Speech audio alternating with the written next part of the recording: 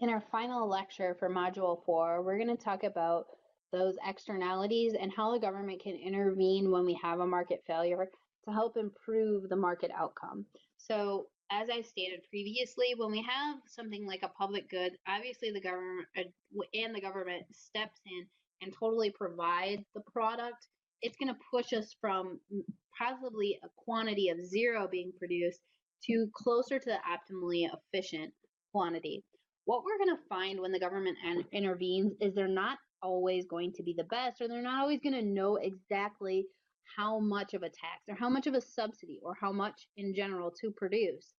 And so there might not always get us at the exact optimally socially optimum quantity or the equilibrium quantity. However, what they are going to do is push us towards that equilibrium.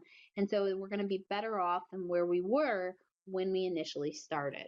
All right, so the government's role in the economy, remember, is active but limited. And when should they be active? They should be active when we have those market failures. When a market failure exists, this is when the market system says the role of government should step in and help improve our economy, push us towards that more socially optimal quantity. But this requires them to know the amount of inefficiency that's occurring, and that's very difficult to measure. So when we're thinking about pollution going into Lake Murray, it's really difficult to know how much that's actually costing society. We can determine maybe, how much it's going to cost to clean it up, but we don't know about, now I might not want to go in there. Maybe it actually got me sick and I had to incur some hospital costs. We don't actually know the amount of the inefficiency that's occurring. But the government steps in again and tries to improve that outcome. So to successfully identify how much or this market failure, first off, the officials, the policymakers must determine if there is a market failure. And again, this is up to debate in many instances. So the first being the healthcare industry. So the previous administration decided that there was a market failure in the health insurance market. We know that many people disagree with this statement, and so there's friction there. And so even this first step of identifying a market failure isn't always easy. And then next, what's the cause? So why is there a market failure? Is it because this product is a public good, or is there some sort of externality associated with the product? Okay, and then if it is an externality, who received the extra benefit? Because if somebody received the extra benefit, those are the people we want to actually pay for the benefit. So if my neighbor redoes his house and it increased my property values by $200, how are we going to charge you, or how are we going to charge that person for that extra benefit, or who paid the extra cost? So I'm a tourist coming through and I swim in Lake Murray and I get sick because of all the pollution. Well, how do we find you and compensate you for that extra cost? Or how do we determine that extra cost? So we have to be able to identify the cause and then also identify who receives the extra benefit or the extra cost, which can also both be very time consuming and very difficult to actually measure. And so politics can also make this difficult, as we have talked about in terms of the Affordable Care Act and the health insurance industry. Politics can make this very difficult. Politicians have the incentive to be reelected, and we're going to talk about that later on when we're talking about fiscal policy in our section 3. But politics can make identifying the market failure and acknowledging or not acknowledging something exists very difficult. Or sometimes somebody who might receive the extra benefit and we might think that we should have them pay extra in taxes, they might be very poor, and so that might not be popular among the general population. All right, so let's get into our negative externality example. Okay, so this is the picture that we looked at already before, and I'm going to use my mouse here and kind of come up. And so just to remind you that we were operating at point C. So point C is where we were operating at this supply and the demand curve. And since there's a negative externality in the market, we're not incurring all the costs. We don't feel the full cost. If we did, we'd actually see ST T rather than S. And so the socially optimal level of production is at point A. Point A is our optimal production. So is there a way to move our economy from C to A?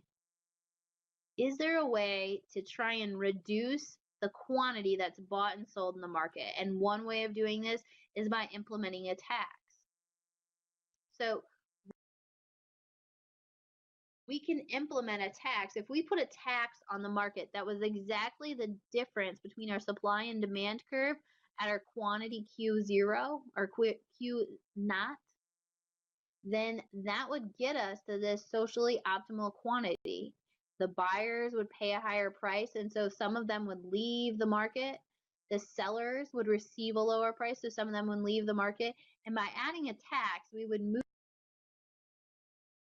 away from that inefficient quantity E to a more efficient quantity 0 or O, whatever it is. So our optimally efficient quantity. Again, but how do we know exactly that size of the tax? We don't all know the supply and demand curve. It's very difficult to measure. And so we might put a tax that's too small, or we might put a tax that's too big. But likely we're going to move from C towards A, towards a more socially optimal quantity being produced. When we have a negative externality, we're producing too much, adding a tax can help us reduce that quantity towards the optimally efficient quantity. All right. On the other hand, when we have a positive externality, remember we're starting off by producing at that intersection of ST and that normal D demand curve. When we realize that not everyone's willingness to pay is factored into the demand curve, we actually know that there's more demand for this product at each price level, and the demand curve is actually at DT. And so even though we're operating at X, we should be operating at Z. So Z is where we should be, but how do we get from a quantity E to a quantity 0? Is there any way that we can increase the amount that is bought and sold in our market? Yes, there is a way, and the way is by adding a subsidy. If we add a subsidy, that's exactly the difference between the supply and demand curve at quantity O, we can get to the point where we're socially optimal. And so remember, this is a subsidy because this is going to be the price, this dot Z is going to be the price sellers receive, government pays for the subsidy, and the buyers only pay the portion that's left. And so sellers receive more than buyers. We know that's a subsidy. And again, they might not get it right, the government. They might pick a subsidy that's too small, or they might pick a subsidy that's too large. But either way, the outcome will move us towards that socially optimal quantity. At first, we're producing too little. Adding a subsidy is going to increase our quantity, start to reduce that underallocation of resource, and push us towards that socially optimal quantity. All right, so let's go through this one more time. So if we have a negative externality, if we've determined a negative externality exists in this market, the seller does not bear the full burden of the cost. So there's cost to society that the private seller does not realize. And when our input costs are low, then we're going to increase that supply. So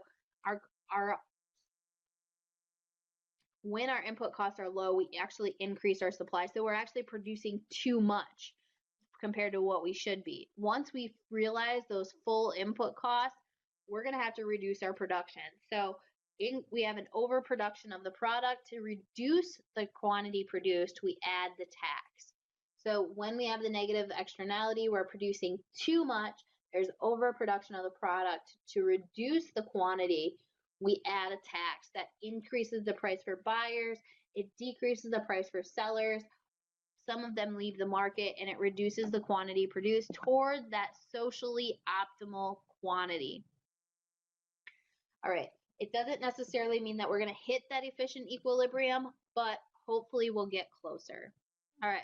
In terms of the positive externality, so the buyer isn't the only person that benefits from the purchase. So someone not paying for the product is also benefiting. They also have a willingness to purchase the product that's not reflected in our demand curve.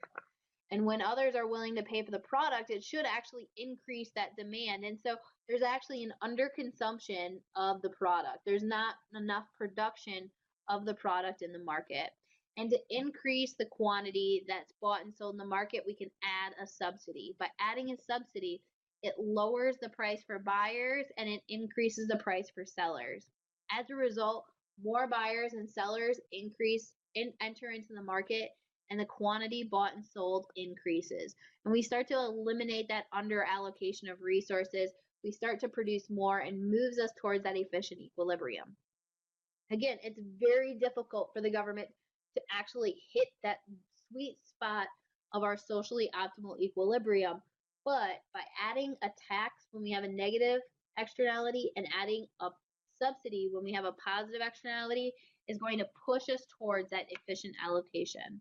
All right, so that concludes Module 4, our last required module for Section 1. At this point, you will be ready to take Exam 1.